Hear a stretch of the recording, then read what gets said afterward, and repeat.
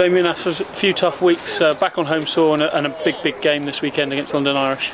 Yeah, it's been a tricky few weeks. I think obviously it's no secret that we haven't got what we'd like to have got out of those games.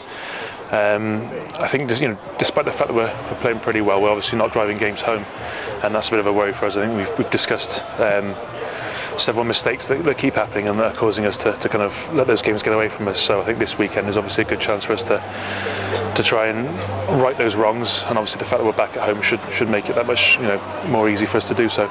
Rob's chucked a bit of pressure on by saying it's almost like a must-win, but as players you normally react quite well to that.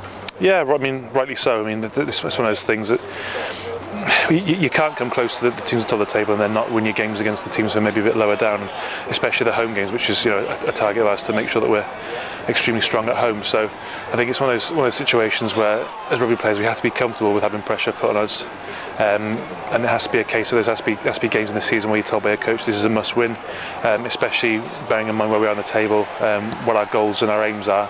I think it's a fair statement to make.